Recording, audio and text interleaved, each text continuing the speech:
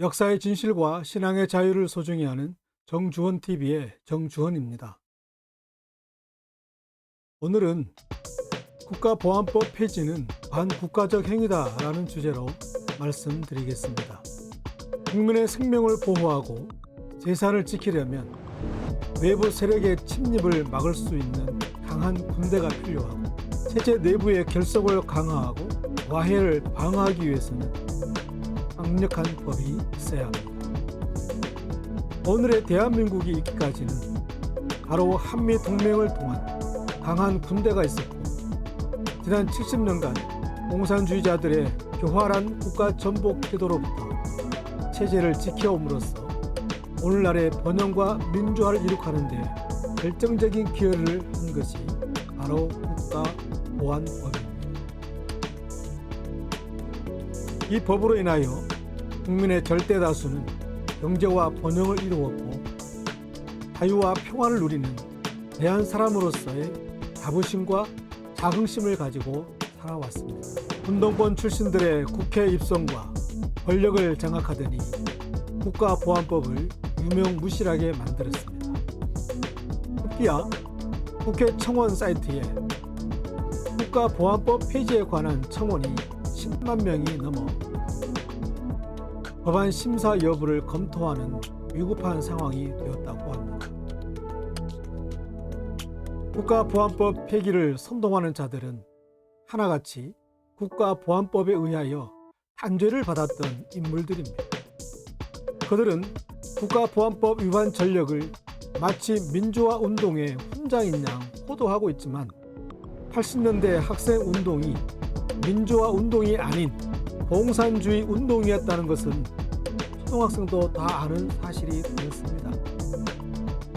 과거 주사파 공산주의 운동에 몸담아 국가보안법의 처벌을 받았던 사람들이 자신이 그토록 경멸하던 대한민국의 헌법상 사상의 자유와 인권을 내세워 국가보안법 폐지를 외친다는 것은 이율배반적이며 자가당착에 빠진 반국가적인 행위입니다.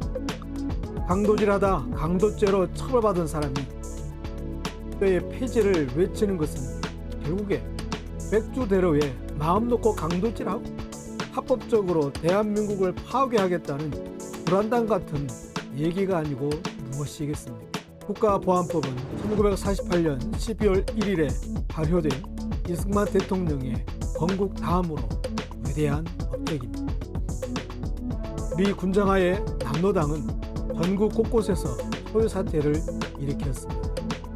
46년 총파업 대구 폭동, 48년 10월 19일 여수에서 발생한 여수 반란 사건, 4월 3일 제주도에서 좌익 분자가 무장 봉기를 주도해 일어난 4.3 사태 등 신생 대한민국은 체제 전복과 반란을 다스릴 헌법이 제정되어 있지 않다가 53년에야 제정되었습니다.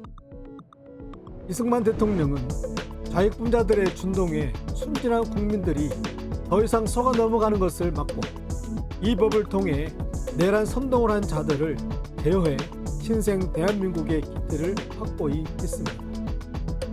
공산 집단과 내통하는 사람들이 국회까지 침투해 있었던 상황에서 이승만 대통령은 확고한 국가보안법 제정 의지를 보였습니다. 당시 국회의원 48명은 국가보안법 제정을 강렬히 반대했습니다. 이들 중 대부분은 이후에 국회 뿌락치 사건과 관련이 있었던 것으로 드러났습니다. 이승만은 이 국가보안법으로 좌익을 싹 정리했습니다. 특히 군에 있던 4,749명을 숙군하자 숨어있던 남로당 5,000명이 집단 탈영하였습니다. 강원도의 표무원과 강태무는 연대 병력을 이끌고 월북하였습니다. 당시 좌익들의 군의 포진은 전군의 10%나 되었습니다. 군의 숙군을 정리하지 않고 6.25를 당했다면 그때 남한은 공산화가 되어버렸을 것입니다. 국가보안법은 사상 표현의 자유를 억압하는 법이 아니라 대한민국을 파괴 전복하려는 선동 세력을 규제하는 법입니다. 정당한 자유민주주의 체제의 발전을 위해 정부를 비판하는 것과 국가보안법은 전혀 관계가 없을 뿐만 아니라 국가보안법은 자유민주주의를 위협하는 모든 세력으로부터 자유민주적 가치와 기본 질서 수호는 물론이거니와 남북 통일 이후에도 반드시 존속돼야 하는 중요한 법입니다. 국가보안법은 국군과 주한미군이라는 군사력과 함께 대한민국을 지켜온 국가 수호의 양대 산맥 중 하나였습니다. 그래서 북한이 지난 70년간 끈질기게 폐지를 요구해 온 것입니다. 본격적으로 국가보안법 폐지 논의가 있었던 것은 김대중 정부 때입니다. 김대중 대통령 자신이 국가보안법으로 처벌받았던 적이 있었기 때문에 당시 여당에서는 국가보안법 폐지에 총공세를 취했었죠. 그런데 김대중 대통령이 끝내 국가보안법을 폐지하지는 않았습니다. 이 사실이 무엇을 의미하는 것일까요? 노무현 대통령 역시 언론과 인터뷰에서 국가보안법은 박물관으로 보내야 한다고 했지만 박물관으로 보내지 못했습니다. 오늘날 독일은 통일 이후에도 히틀러나 그 동독을 찬양하는 것을 처벌하는 법이 있을 뿐 아니라 정상적인 나라라면 국가보안법이 없는 나라는 없습니다. 김일성 3대 세습 독재자들이 대를 이어 대남적화 통일에 망상을 버리지 않고 있는 현실에서 국가보안법을 폐지하자는 것은 대한민국을 김정은에게 넘기자는 얘기나 다름없습니다.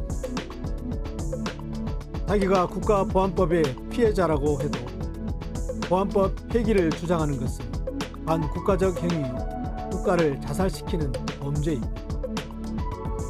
지금 우리가 할 일은 국가 정체성을 지키느냐 못 지키느냐 절체절명의 벼랑 끝에 서 있다는 사실입니다. 지금 전 세계를 뒤엎고 있는 유럽의 신좌파의 이념과 사상은 인류의 발전이나 국가의 번영보다는 국제 질서를 파괴하고 인류 보편적 가치와 각 나라와 국가의 정체성을 무너뜨리고 있습니다. 이들에겐 조국도 없습니다. 나라도 없습니다. 교회도 없습니다. 가정도 없습니다. 자아 정체성도 없는 인물론자요 망상과 허망으로 육체의 정욕을 채우는 자들입니다. 지금 우리 사회에 있는 주체사상과 종북주의자들은 자유민주주의 체제의 숨통을 끊기 위해 총력을 다하고 있습니다. 지금은 자유를 지키기 위하여 나서야 할 때입니다. 침묵하는 자 공범입니다. 자유민주주의의 기본적 가치와 이념을 추구하는 대한의 자유인들이여 지금은 행동으로 자유수호 의지를 보여야 할 때입니다. 보안법 폐지는 높은 단계 연방제로 가는 고속도로의 나들목 진입입니다. 그 끝은 대한민국 합법적인 해체입니다. 여러분, 국가보안법 폐지 반대에 함께해 주시기 바랍니다. 내일이면 늦습니다. 내가 나서지 않으면 나설 자 없다는 절박한 마음으로 함께해 주시기를 바랍니다.